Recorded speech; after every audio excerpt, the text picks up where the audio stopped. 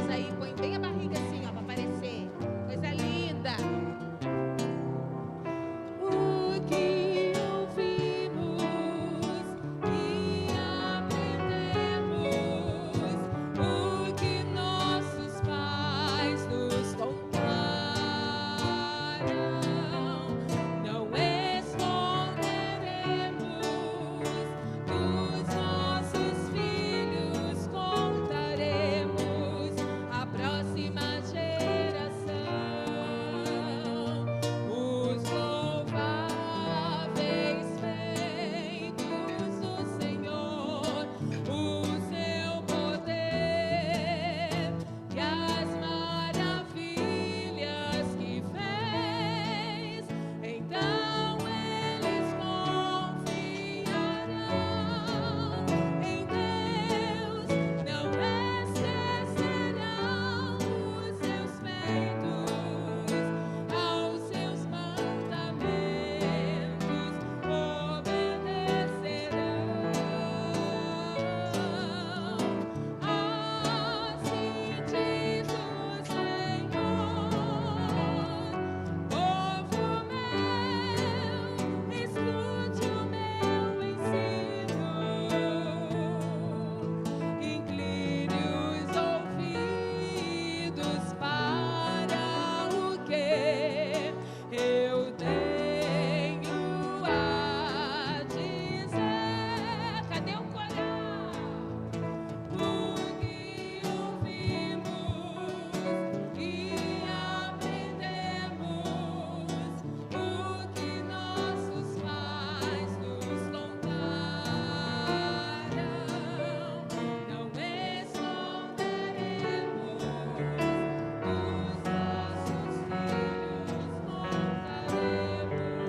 à próxima geração os louváveis feitos do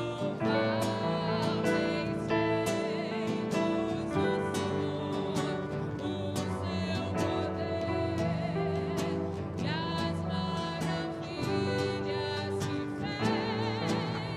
Então eles confiarão em Deus, não esquecerão os seus feitos, aos seus mandamentos obedecerão.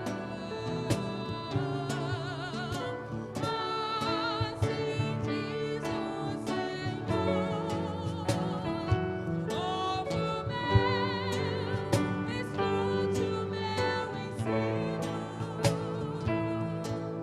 inclina os ouvidos para o que eu tenho a dizer. Cante conosco. O que ouvimos e aprendemos, o que nossos pais nos contaram,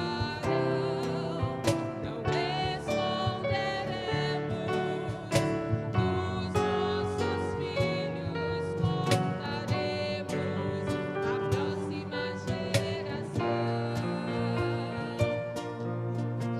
Louváveis feitos do Senhor, o seu poder e as maravilhas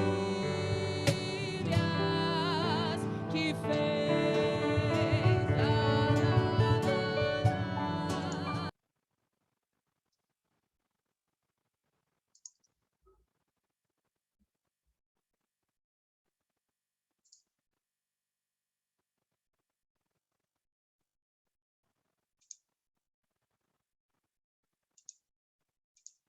Que prazer estar com você aqui em mais um Bíblia Sem Pressa.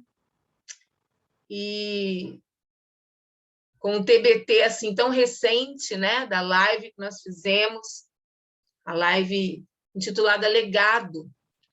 Nós que estamos estudando Deuteronômio, nós estamos aprendendo, né, que nós temos que deixar um legado para a próxima geração.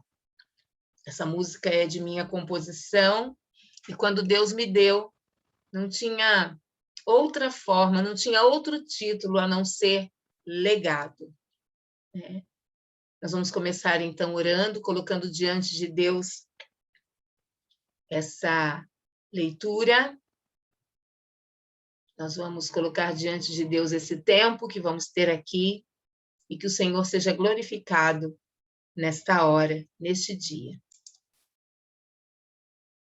Pai, nós te louvamos por mais essa oportunidade de falarmos com o Senhor.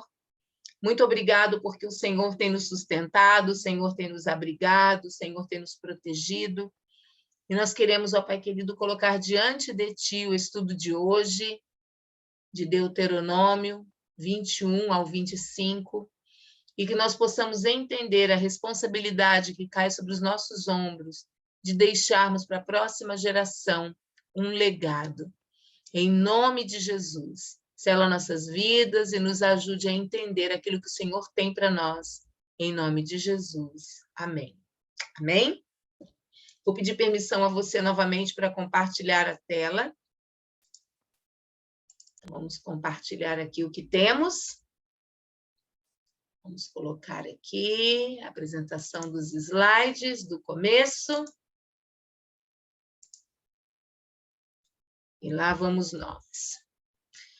Paramos aqui, né, no capítulo 20, aliás, capítulo 20, verso 20. Árvores que não dão frutos deveriam ser cortadas e utilizadas em outras coisas. Isso nós lemos lá no verso 20, do capítulo 20 de Deuteronômio. E Jesus também disse que toda árvore que não produz bons frutos é cortada e lançada ao fogo. Nós lemos em Mateus 7, 19. Aprendo o quê? Que em todas as guerras Deus espera de mim um posicionamento. Devo ser obediente e atentar para os seus mandamentos. Deuteronômio capítulo 21. Nós vemos ali casos de homicídios não desvendados. Este capítulo fala totalmente a respeito, fala a respeito da vida humana, do respeito pela vida humana. Então, quando lemos o capítulo 21 de Deuteronômio, né, nós vemos que os casos de homicídios, né, deveriam ser não desvendados, né? É bem falado aqui. Olha o que diz o versículo 1. Se alguém for encontrado morto no campo, na terra que o Senhor, o seu Deus, lhes dá, para dela tomarem posse, sem que se saiba quem o matou, as autoridades e os juízes sairão e medirão a distância do corpo até as cidades vizinhas. Olha como era desvendado. Então, o assassinato tornava a terra impura, e a impureza só podia ser removida pela execução do assassino. Então, quando nós vamos lá conferir com Números, capítulo 35, vamos lá dar uma olhadinha, Números, capítulo 35, versos de 29 a 34, né? Nós vemos aqui as exigências legais, foi quando eles separaram algumas cidades como cidade de refúgio, né? Quando não havia intenção de matar. Só que aqui no verso 33 diz assim, não profanem a terra onde vocês estão. O derramamento de sangue profana a terra. E só se pode fazer propiciação em favor da terra em que se derramou sangue, mediante o sangue do assassino que o derramou. Não contaminem a terra onde vocês vivem e onde eu habito, pois eu, o Senhor, habito entre os israelitas. Deus ama Israel, Deus está no nosso meio, mas nós precisamos tornar a terra pura, né? Sem assassinatos. E desde aquela época, Deus já estava usando Moisés para alertar o povo. Onde o assassino não podia ser encontrado, os anciãos da cidade mais próxima do local do assassinato tinham que ir a um riacho não poluído, próximo, e realizar o abate ritual de uma vaca jovem, ou seja, de uma novilha, no lugar do assassino desconhecido. Então, assim, né, onde o assassino não fosse encontrado, ali seria feito esse ritual. O sangue da novilha, então, lavado na corrente, simbolizava a remoção da impureza causada pelo derramamento de sangue ilegal. Nós lemos isso do verso 1 ao verso 9 do capítulo 21. Quanto às prisioneiras de guerra, em caso de guerra, se prendessem, né, uma mulher muito bonita, nos versos 10 e 11, né, eles saberiam o que fazer com ela. Olha o que diz o verso 10. Quando vocês guerrearem contra os seus inimigos e o Senhor, o seu Deus, os entregar em suas mãos e vocês fizerem prisioneiros, um de vocês poderá ver entre eles uma mulher muito bonita, agradar-se dela e tomá-la como esposa. Isso, verso 10, o verso 11. Verso 12 e 13 tem uma ordenança aqui, tem um princípio, se ela agradasse a eles, a qualquer homem, né? Leve-a para casa, ela rapará a cabeça, cortará as unhas e se desfará das roupas que estava usando quando foi capturada. Ficará em casa e pranteará seu pai e sua mãe um mês inteiro, se ela lhe agradasse. Se ela não lhe agradasse, no verso 14, aliás, o verso 13 diz assim ainda, depois você poderá chegar-se a ela e tornar-se o seu marido, e ela será sua mulher. Se você já não se agradar dela, deixe-a ir para onde quiser, mas não poderá vendê-la nem tratá-la como escrava, pois você a desonrou, né? Então, tem vários princípios aí. O israelita deveria tratar a mulher prisioneira com respeito. Se fosse casar com ela, ele tinha que tratá-la com uma consideração especial. Deveria, antes de casar-se com ela, dar-lhe um tempo suficiente para lamentar seus pais e se adaptar ao novo modo de vida. Não poderia vendê-la como escrava, se mais tarde não a quisesse. Deveria deixá-la ir em liberdade. Isso nós lemos do verso 10 ao verso 14. Aí nós passamos para os direitos do filho mais velho. A partir do verso 15 até o 17, né? Vai dizer o seguinte, que um homem com várias esposas, o herdeiro seria sempre o filho mais velho, mesmo que não fosse filho da esposa favorita. Foi o que aconteceu com Jacó, né? Jacó casou-se com Lia, Rúben era o primogênito, ele tinha direitos, mas, ao mesmo tempo, ele perdeu, porque por causa da situação ali com José, o que eles fizeram com José. Deus protege o filho mais velho contra ciúmes e preconceitos familiares. E também o filho mais velho tem direito à primogenitura. Quanto aos filhos rebeldes, um filho incontrolável, criminalmente perigoso, esse filho seria levado aos governantes para julgamento e também morto por apedrejamento. Nós lemos isso do verso 18 a 21. Gente, lembrando que as leis ali eram duras mesmo. Deus estava começando ali a impartir sobre a vida daquele povo, daqueles jovens que nasceram no deserto, as leis do Senhor. Então, o que era para ser feito com filhos rebeldes? Era isso. Se a moda pega hoje, todo filho rebelde hoje seria morto por apedrejamento, né? É para aquela época. Morte de cruz. Olha que interessante, versos 22 e 23. Se um homem culpado de um crime que merece a morte for morto e pendurado no madeiro, não deixem o corpo no madeiro durante a noite. Enterrem-no naquele mesmo dia, porque qualquer que for pendurado no madeiro está debaixo da maldição de Deus. Não contaminem a terra que o Senhor, o seu Deus, lhes dá por herança. Então, pense comigo. Jesus teve morte de cruz.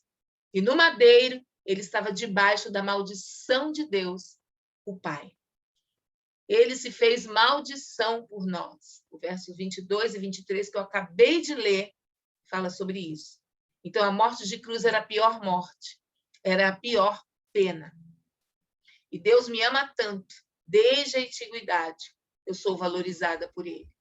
Né? A prova disso é a morte de seu filho na cruz, a pior morte, a pior pena. No capítulo 22, as leis morais. Bois ou ovelhas extraviados, qual era o princípio? Devolva ao dono.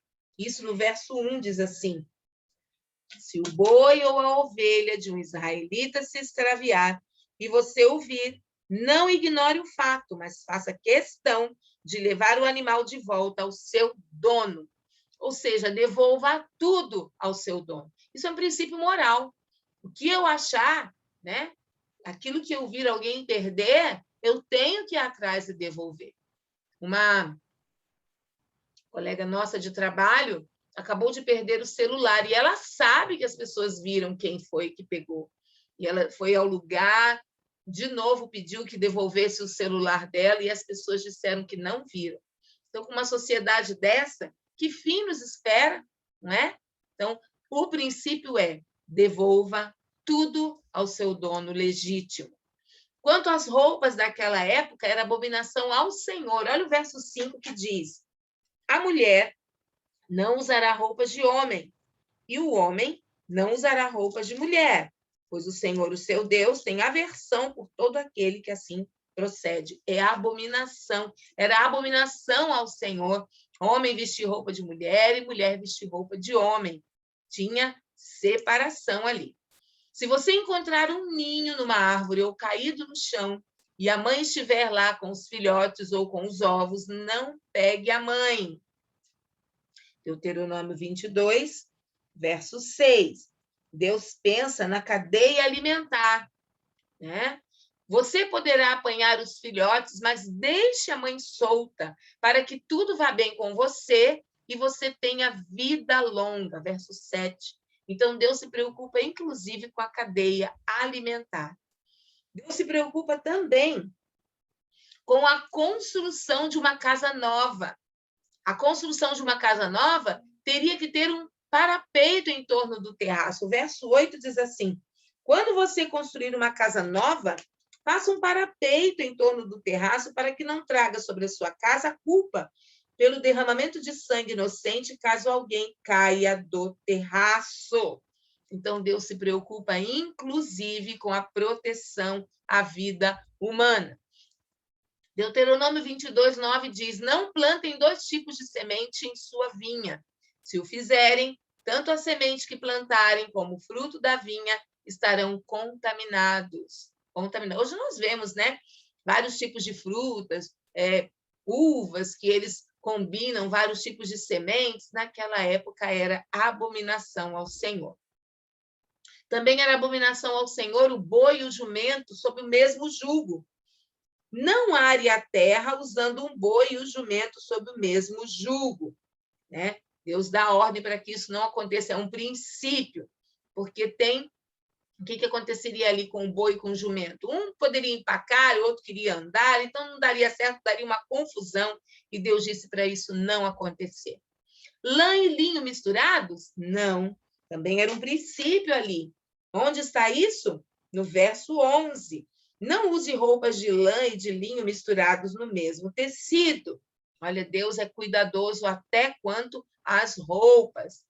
Borlas ou borlas são adornos, pendentes feitos de fio de lã, fios de seda, etc. No verso 12 diz assim: faça borlas ou borlas nas 4 pontas do manto que você usa para cobrir-se.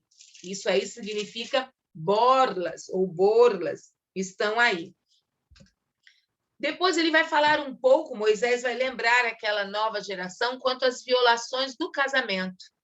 Se o marido descobrir que a mulher não é virgem, o pai e a mãe da moça deveriam provar a virgindade da filha. Isso está dos versos 13 ao 15. Então, tem aí também um princípio quanto à virgindade da mulher, né? Quanto à rejeição e à difamação à mulher, estão nos versos 16 a 18. Olha o que deveria ser feito. Então, o pai da moça dirá aos líderes: dei a minha filha em casamento a este homem, mas ele a rejeita. Ele também a difamou e disse: descobri que a sua filha não era virgem, mas aqui está a prova da virgindade da minha filha.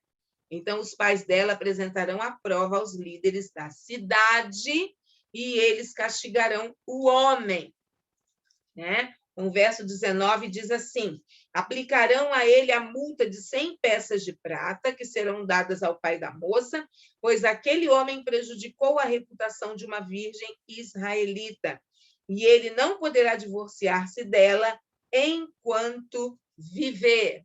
Então, se fosse verdade, a pena seria apedrejamento e morte. Está lá no verso 20 e 21. Então, a mulher seria apedrejada até a morte. Quanto aos adúlteros, verso 22 a 30, isso era abominação ao Senhor. Então, do verso 22 ao 30, vai falar sobre adultério, né? Então, leiam depois com calma. O Senhor odeia o divórcio, né? Diversas leis morais, essas leis são válidas até o dia de hoje. Em Deuteronômio, versículo 23, tem uma lista aí de quem não deveria entrar nas assembleias. A lista é grande. Vamos do verso 1 ao 7. Qualquer que tenha os testículos esmagados ou tenha amputado o membro viril, não poderá entrar na Assembleia do Senhor. A primeira. Quem nasceu de união ilícita não poderá entrar na Assembleia do Senhor, como também os seus descendentes até a 10ª geração, conhecido como filho bastardo. Nenhum amonita ou moabita ou qualquer dos seus descendentes até a 10ª geração não poderá entrar na Assembleia do Senhor, pois eles não vieram encontrar-se com vocês com pão e água no caminho, quando vocês saíram do Egito. Isso está lá em Números de 22 a 24. Deus não se esquece. Nós que pensamos que Deus tem memória curta, mas ele não tem. Aquilo que você semeia, aquilo que você está plantando hoje, você vai colher em tempo oportuno de Deus, né? Além disso, convocaram Balaão, filho de Beor, para vir de Petor, na Mesopotâmia, para pronunciar maldição contra vocês. No entanto, o Senhor, o seu Deus, não atendeu Balaão e transformou a maldição em bênção para vocês, pois o Senhor, o seu Deus, os ama. Não façam um tratado de amizade com eles enquanto vocês viverem. Não rejeitem o edomita, pois ele é seu irmão. Também não rejeitem o egípcio, pois vocês viveram como estrangeiros na terra deles. Então, do 1 ao 7, tem uma listinha aí para a gente observar. Tinha também a pureza do acampamento, os versos 9 até o verso 14. Conceitos de saneamento básico, né? Então, falava sobre vários conceitos de limpeza e de pureza. Se um de seus homens estiver impuro devido à poluição noturna, ele terá que sair do acampamento. Deuteronômio 23, 10. Isso é para aquela época, né? Fezes enterradas, porque eles estavam no deserto. Aquele lugar deveria ser limpo, com o maior asseio possível. Determine um local fora do acampamento onde se possa evacuar. Como parte do seu equipamento, tenham algo com que cavar. E quando evacuarem, façam um buraco e cubram as fezes, é claro, né? Isso significa pureza diante de Deus. Deus é um Deus de limpeza, de pureza. Nós não podemos viver na sujeira. Deus, por meio de Moisés, relembra várias leis. Quanto aos escravos refugiados, nós vemos lá no verso 15 e 16. Verso 17 diz assim: não haverá dentre as filhas de Israel quem se prostitua no serviço do templo, nem dentre os filhos de Israel haverá quem o faça, porque lá na porta dos templos pagãos havia prostituição. Então, Deus estava evitando que o povo abraçasse essa cultura e fizesse disso uma norma para eles. O povo de Deus deveria agir diferente quanto aos juros. Olha o que fala ali em relação aos juros, verso 18 a 20. Depois você lê do 18 ao 25, que vai falar desses 3 assuntos. Quanto aos votos e quanto à propriedade do próximo. Então, não dá tempo da gente ler tudo, mas depois você pega e leia novamente. Enfim, o resumo do capítulo era cultos pagãos versus culto ao Deus vivo. Esse é o resumo do capítulo 23 de Deuteronômio. Passamos, então, ao capítulo 24. Divórcio, consequência da dureza do coração do homem. Nós lemos isso do verso 1 ao 4. E nós vemos hoje isso acontecendo? Muito ainda. O homem é duro, não quer perdoar, não quer investir no casamento, não tem vontade de entregar o problema nas mãos do Senhor, porque Deus faria coisas novas, nós sabemos disso. Então, o divórcio é consequência da dureza do coração do homem, não é? Se a mulher divorciada casasse novamente e ficasse viúva, o primeiro marido não poderia se casar com ela novamente. Nós lemos isso do verso 2 ao verso 4. Jesus alterou por completo esta lei, né? Nós lemos em Mateus 5:31, vamos dar uma lidinha lá no que Jesus fez.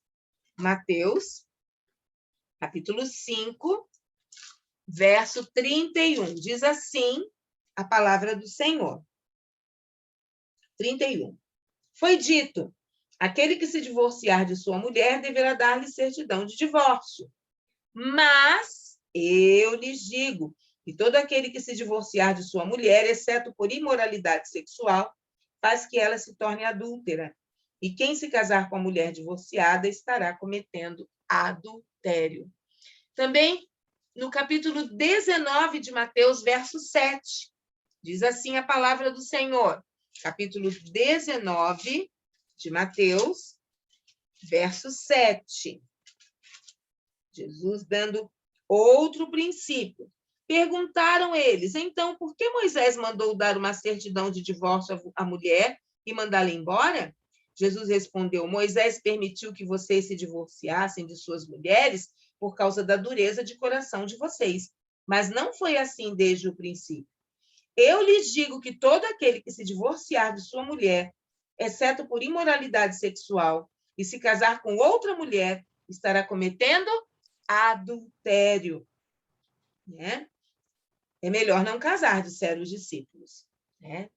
Jesus respondeu: nem todos têm condições de aceitar essa palavra, somente aqueles a quem isso é dado. Eu li até o versículo 11. E em Marcos, capítulo 10, verso 4, capítulo 10, verso 4, Jesus diz assim: eles disseram: Moisés permitiu que o homem lhe desse uma certidão de divórcio e a mandasse embora. E Jesus vai repetir. Jesus, respondendo, disse: Moisés escreveu essa lei por causa da dureza do coração de vocês. Então, tudo Deus pode dar jeito? Sim. Então, por que eu não permito que Deus dê jeito? É porque meu coração é duro e eu vou pagar alto preço, grande preço, pela dureza do meu coração. Então, a visão humanitária é: acabou de casar? Não vá para a guerra. Fique um ano livre. Nós lemos isso lá no verso 5 do capítulo 24. Fique livre, né? Porque você acabou de casar, não deve ir para a guerra. Outra visão humanitária, de Deuteronômio. Não tire os meios de sustento da família. Alguém que penhorou seus bens, né? Até a lei de penhor tinha limite. Pelo menos um meio de ganho a família tinha que ter. Então, deixa a família ter um meio de ganho, não tire tudo dela. Nós lemos isso no verso 6 do capítulo 24. Se um homem for pego sequestrando um de seus irmãos israelitas, tratando-o como escravo ou vendendo-o, o sequestrador terá que morrer. Eliminem o mal do meio de vocês. Nós lemos isso em Deuteronômio 24, 7. Essa visão humanitária aqui refere-se a sequestros. No tocante à praga da lepra, toma cuidado de observar diligentemente tudo o que te ensinarem os levitas sacerdotes. Segundo lhes tem ordenado, assim cuidarás de fazer. Lembrem-se do que o Senhor, o seu Deus, fez com Miriam no caminho, depois que vocês saíram do Egito. Então, Moisés volta a falar de Miriam aqui no capítulo 24. Quanto a empréstimos e penhores, verso 10 a 13 também tem um princípio em relação a empréstimos, em relação a penhores, né? Quanto ao pobre e ao necessitado, verso 14 e 15, Deus também deixa um princípio aí, e esse princípio é passado a essa nova geração. Cada um daria conta de si ao Senhor. Nós lemos isso no verso 16. Os pais não serão mortos em lugar dos filhos, nem os filhos em lugar dos pais. Cada um morrerá pelo seu próprio pecado. Então, a partir de agora, cada filho Cada pai vai dar conta de si ao Senhor. Quanto ao estrangeiro e ao órfão, o que fazer com eles? Está lá no verso 17 e 18 do capítulo 24. Leiam também. E aí, nós vemos que o livro de Ruth é identificado nesses versículos, do 19 ao 21. Vamos ler? Diz assim a palavra do Senhor, do 19 ao 21. Quando vocês estiverem fazendo a colheita de sua lavoura e deixarem um feixe de trigo para trás, não voltem para apanhá-lo, deixem-no para o estrangeiro, para o órfão e para a viúva, para que o Senhor, o seu Deus, os abençoe em todo o trabalho das suas mãos. Quando sacudirem as azeitonas das suas oliveiras, não voltem para colher o que ficar nos ramos, deixem o que sobrar para o estrangeiro, para o órfão e para a viúva. E quando colherem as uvas da sua vinha, não passem de novo por ela, deixem o que sobrar para o estrangeiro, para o órfão e para a viúva. Então, aí, nós vamos ver o livro de Ruth identificado nesses versículos. Estamos chegando no livro de Ruth, e nós vamos ver claramente que esses dois versículos fazem todo sentido nesse livro, pois a mão de Deus é presente nas vidas do órfão, nas vidas das viúvas, né? Esse é o cerne do livro de Ruth. Deus nos ensina a sermos humanos em nossas leis, né? Precisamos ter uma visão humanitária cumprindo a lei. E, por fim, Deuteronômio 25 vai nos ensinar que Jesus Cristo sofreu açoites e cruz. Olha, era a pior morte, conforme nós já dissemos. E no capítulo 25, versos 1 e 2, diz isso. Quando dois homens se envolverem numa briga, terão que levar a causa ao tribunal. E os juízes decidirão a questão, absolvendo o inocente e condenando o culpado. Se o culpado merecer açoitamento, o juiz ordenará que ele se deite e seja açoitado em sua presença com o número de açoites que o seu crime merecer, desde que nunca ultrapasse 40 açoites. Açoitá-lo, além disso, seria humilhar publicamente um israelita. Então, Jesus, ele sofreu açoites, 40 menos 1. Né? Uma quarentena de açoites era 40. Então, para não ultrapassar, eles davam 39 para não ultrapassar. Isso aconteceu com Jesus Cristo e sofreram também com Paulo. Ambos sofreram 40 açoites menos 1. Ao ordenar que Israel destruísse os amalequitas, o que Deus mostrou? Ele mostrou que certamente puniria aqueles que atacassem brutalmente os fracos e indefesos. A ordem ali era destruir totalmente os amalequitas. Era um povo inimigo de Israel. Nós vamos ver um pouquinho da lei do levirato. Era uma lei hebraica que obrigava um homem a esposar a viúva de um irmão quando do morto não houvesse herdeiro. Vamos ver isso também no livro de Ruth. Então, fique atento aí quanto a essa lei do levirato. Se o homem não quisesse ser o remidor, esses versículos descrevem o que ele sofreria.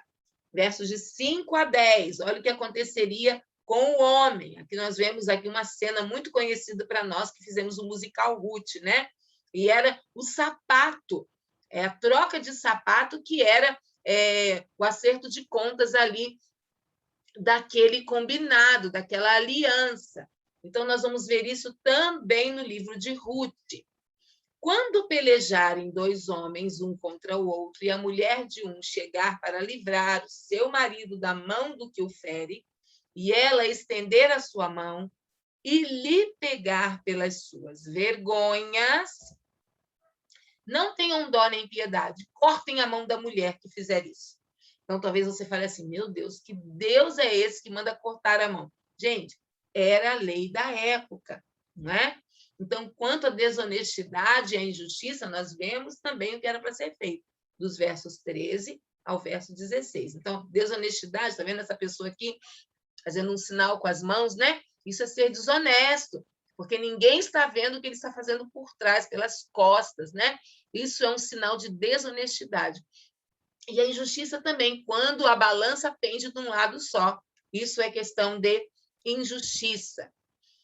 Por fim, Moisés vai relembrar o que aconteceu em Êxodo 17, do 8 ao 15, quando as mãos de Moisés se levantavam, Deus ouvia e o povo tinha vitória.